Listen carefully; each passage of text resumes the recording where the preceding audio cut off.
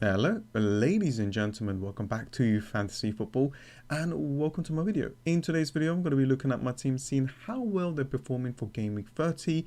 Then we look ahead to Game Week 31 where I will be activating my wildcard. So yeah, and I thought that I will post this video out just after the Manchester United versus Brighton game.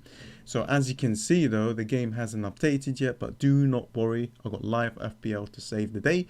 And yeah, tomorrow I will be posting my Champions League fantasy football video, and I will be creating a FPL video on Tuesday looking at a wildcard draft for Game Week 31. So if you're new to the channel, please do subscribe and always drop a like on the video as it helps my channel out a lot. So here we go. So as you can see, the game hasn't updated yet. I am recording this just after the Manchester United versus Brighton game. So let's go to live FPL. As you can see, I actually got a small green arrow, which is good. This was what I was talking about in my previous video, that I want to basically maintain this rank just for this game week and then push again when I use my wildcard. Looking ahead as well, looking at Game Week 32, Game Week 33, 34, with the wildcard, I can navigate through those weeks really well. So in this video, I am going to give you guys a few players that I have in mind to kind of help out. I know a lot of people has already activated it.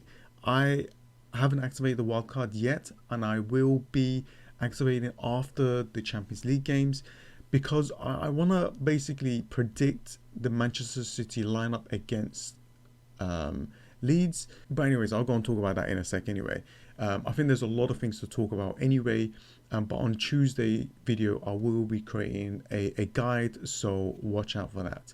But anyways, as you can see, for this game week I got 52 points so far, so 52 points above the average of 50, and I got two more players left, and that is Dean and Calvert-Lewin at home against Crystal Palace. So yeah, 52 points, really happy with two more players left. For this game week, I made one free transfer. I thought I'd try something a little bit different, and I went with Alonso. So basically, I removed Cresswell for Alonso on a free transfer. And, you know, if Chelsea did not get a red card, then this would have been a whole different story, because Marcos Alonso did really well, hit the post, could have got another assist. So the potential of him getting a high score was there, but that red card did hurt a lot. And yeah, a couple of interesting players that were benched. Kind of spoke to you guys about, like, we've got to be careful with the rotation risk going into Game Week 30. I benched Gundogan, and that worked. You know, I kind of felt that he could be benched. He played a lot of games in the international break, so I thought I'll bench him. A little bit of a risky move there because we know what he can do. And yeah, this was my team setup. I got Lingard on the bench as well, so if Calvert-Lewin or Dean does not play, then I'll be able to get Lingard. So really happy, 52 points, maintained the rank, and yeah, got a green arrow, well, small little green arrow. And I got two more players left, and I think I can maintain that. And yeah, that was the goal, that was the target, to stay inside the top 100k. And you know, if Everton does well, could get into top 80, top 70, so we will see. So really happy. Now, I don't want to go too much in detail about the wildcard for Game Week 31 in this video. However, I am going to be talking to you guys about a quick little strategy, because I think it's essential that we have something in mind. Like we talked about, you know, the double game week and the blank game week, how we had some kind of strategies. I'm going to do the same thing for the next 4 to 5 game weeks. So the wildcard that I'm going to create on Tuesday, or like on a Thursday where I confirm it, I'm going to be looking at Game Week 31, 32, 33 and 34. So let me just quickly talk to you guys about what I'm thinking.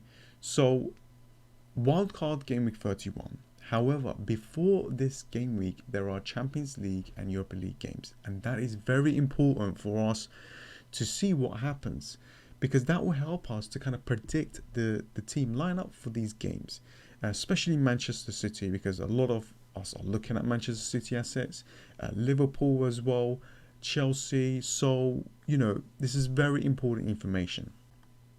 Now, if we move ahead to Gameweek 32, which is the double game week where Tottenham has two fixtures, one against Everton away and the other fixture at home against Southampton. Now, I already have Son and Kane, and I actually want another player, and that is Lloris in goal. Now, the wildcard draft that I created today, I got a plan to kind of like get through the blank game week 33. So game week 33 is a blank game week. Manchester City, Tottenham, Crystal Palace and Fulham does not have a fixture in this game week. So if you really think about it, right, in game week 32, most of us are going to have 2 to 3 Spurs players. Most of us might have two to at least one Manchester City player. So that is a lot of players to be going into game week 33 where they don't have any fixture.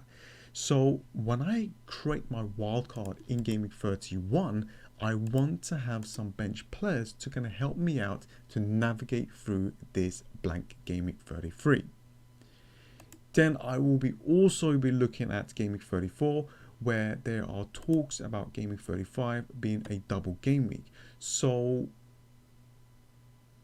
with the wildcard in mind and with the doubles as well, I don't want to look too much ahead, because I think that if I can navigate through game week 31, 32 and 33, so with the wildcard, I'll have a higher chance to bank the transfer to kind of help me out to adjust and react to any kind of announcements for the double game weeks. So that is the plan. I thought I will let you guys know what I'm thinking. I will go in detail on the Tuesday video, but for now, this is how my team is looking like for game week 31. Pope in goal against Newcastle, Wan-Bissaka against Tottenham, Luka Dean against Brighton, Alonso against Crystal Palace, Gundogan against Leeds, Son and Kane against Manchester United, Rafinha Manchester City, Fernandes against Tottenham, Jota at home against Aston Villa, Calvert-Lewin against Brighton. This is how the bench is looking like. Martinez benched, Dallas, Bamford and Dunk. So the team is not too bad. I think that with the wild card, I can make it better. So I'm going to go through some transfer scenarios. Now for the wild card and transfers and the players that could help me out to navigate through the next few game weeks are some of these players. I'm not going to go through in too much in detail in this video because I will be doing that on Tuesday anyway. But I'm going to quickly talk to you guys about these players that I picked out. There's a lot more, but these are just some. So the goalkeeper, Sanchez and Lloris. It could be any other goalkeeper combination is fine. Lloris, I want him for game week 32 because he's got a double. Then I will bench him in this blank game week and play the Brighton goalkeeper against Sheffield United. Then for game week 34, Tottenham has a very good fixture against Sheffield United. So that is the plan there. And with Azpilicueta, Trent, these are the two players that I actually really want. Trent has been performing really well lately, and I can see him getting big scores with these fantastic fixtures. This goes for Jota as well. He is 6.7. Now I can try and squeeze in Salah here, but then it kind of hurts my team a little bit.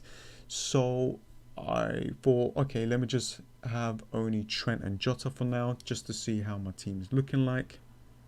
Son and Kane is always going to be here, and then later on maybe I can remove them, but for now they're going to be very helpful. Jamie Vardy and Iheanacho. Now I don't have to play both. I can bench one. I'll just play Vardy in like for game week 31. But if you look like ahead and you look at 32, really good fixture against West Brom. So this is good. And then a fantastic fixture at home against Crystal Palace in this blank game week 33. We've got Cody and Neto. I won't be playing them every single game week, but they are going to definitely help me out for just in case moments. You know, there might be some benching, there might be some injuries. As you can see, Wolves has a fantastic fixture at home against Sheffield United in game week 32. Good fixture here as well against Burnley, which is the blank game week 33. You know, we are all going to be benching or removing Tottenham and Manchester City players, and with this, you know, having like cheap players on the bench is definitely going to help me out in this blank game week. But anyways, I will go through this anyway. These are just some of the players, so if you need some help, you know, have a look at these players. I think these players will definitely help you out on your wild card. And yeah, that is pretty much it for now. Went through some of the strategies, went through some of the players. I will go more in depth on the Tuesday video. I haven't activated the wildcard yet. I am thinking to do that for game week 31.